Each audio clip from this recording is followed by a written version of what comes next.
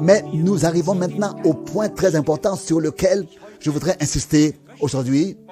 Et je me réfère ici à une déclaration de Frère Branham. Il a dit avant un service de guérison, si vous veniez à moi et que le Seigneur Jésus pouvait revêtir mon costume et que vous alliez à lui et le prierez et que vous le voyez vraiment en chair et en os devant vous et que vous disiez Seigneur guéris-moi, il vous dirait alors mon fils, ma fille, je ne peux pas le faire car je l'ai déjà fait lorsque je me suis vidé de mon sang sur la croix à Golgotha. Vous voyez de quoi il s'agit? Il s'agit d'une œuvre de Dieu qui ne doit pas seulement se produire maintenant, mais qui est déjà faite, qui est déjà accomplie. Tu viens certes aujourd'hui pour recevoir cette œuvre de Dieu comme un cadeau. Si tu demandes pardon aujourd'hui, et c'est ainsi que Frère Branham a poursuivi, tu pries pour ton pardon, tu viens aujourd'hui pour accepter ton pardon dans la foi. Mais ton pardon a eu lieu, est déjà accompli lorsque le sang a coulé sur la croix à Golgotha. Ta réconciliation, ta rédemption, y ont eu lieu une fois pour toutes là-bas. Mais maintenant, nous venons par la foi. Nous venons au Seigneur et acceptons ce don de la grâce qu'est le salut, la guérison et la délivrance. Passons maintenant au point suivant. Faut-il demander et mendier un don, un cadeau, ou un don est-il quelque chose que... ou alors un don est-il quelque chose qui nous est donné déjà librement, qui nous est offert?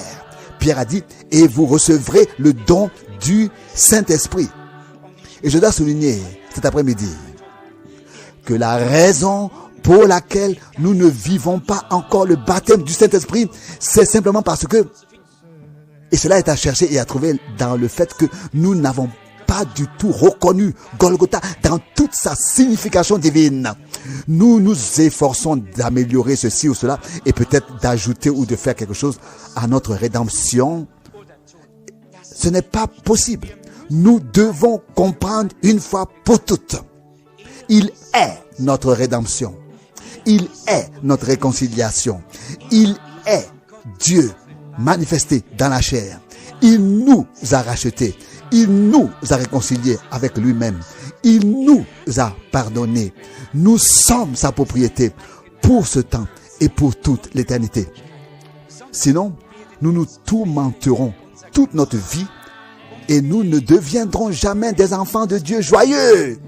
Nous aurons un long visage, nous marcherons autour et nous ne pourrons pas être une bénédiction pour les gens.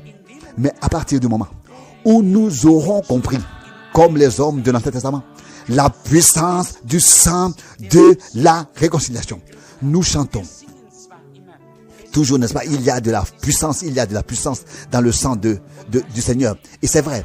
Mais avons-nous revendiqué cette puissance dans notre vie par la foi, comme l'ont fait les premiers-nés d'Israël, dans chaque maison, dans tout le pays, dans tous les lieux, partout où le sang a été peint sur les montants des portes, où l'agneau a été immolé et où l'on a obéi à la foi, où on a obéi à la foi.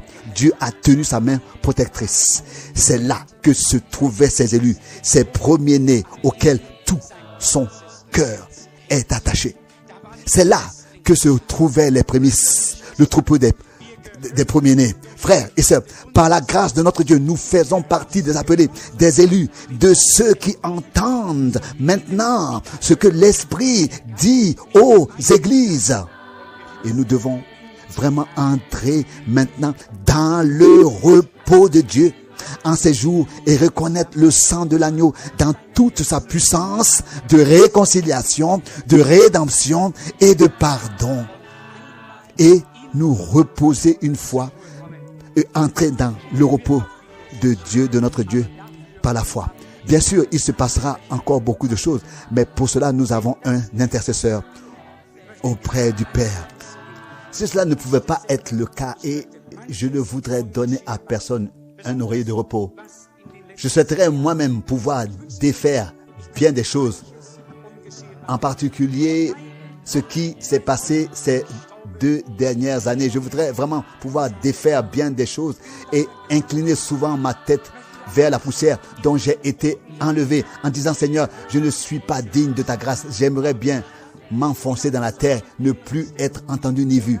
Mais lorsque je me présente devant la face de Dieu dans une telle position intérieure, je sens comment la foi devient efficace en moi et comment une voix me dit: tu n'as pas besoin de regarder vers toi. Tu n'as pas besoin de regarder vers le bas, vers la poussière de laquelle tu as été enlevé. Lève les yeux vers ton Seigneur, car tu vivras, car il est mort pour toi. Et il entre dans le cœur d'un croyant une telle certitude qui est au-dessus du péché, qui est au-dessus de la mort, qui est au-dessus de tout.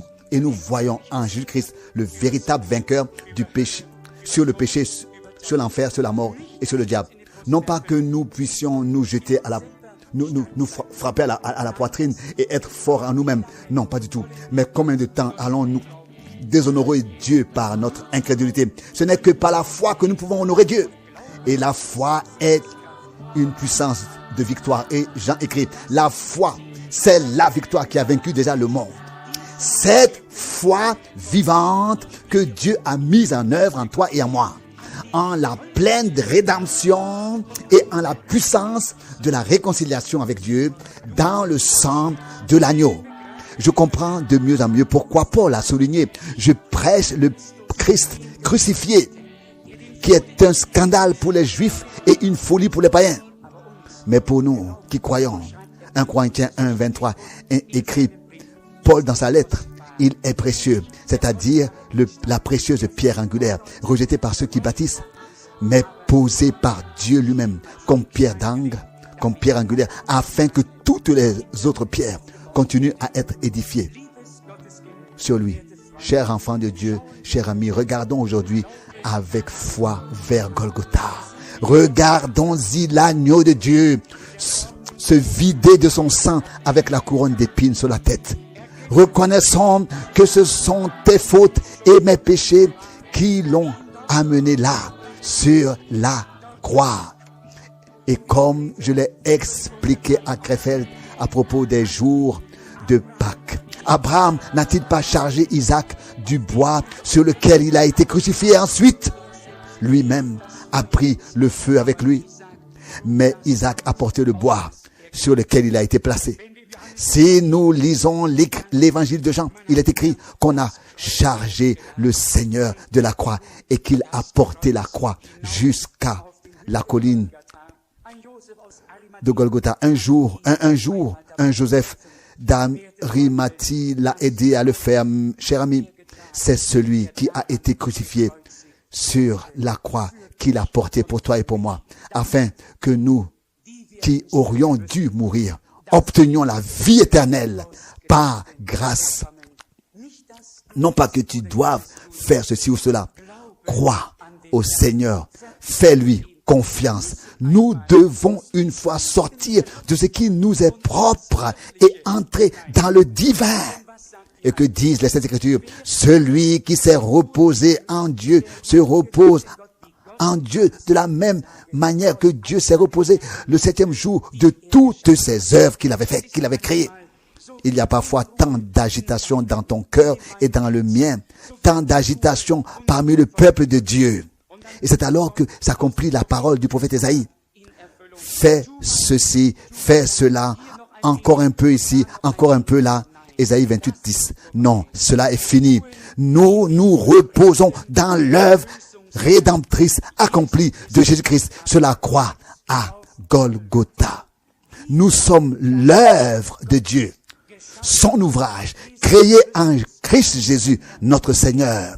Il a fait de nous des fils et des filles de Dieu, afin que nous soyons quelque chose à la louange de sa glorieuse grâce. Mais si nous continuons à nous regarder, nous n'arriverons jamais jusqu'à nos derniers jours sur terre dans cette position où Dieu peut nous bénir.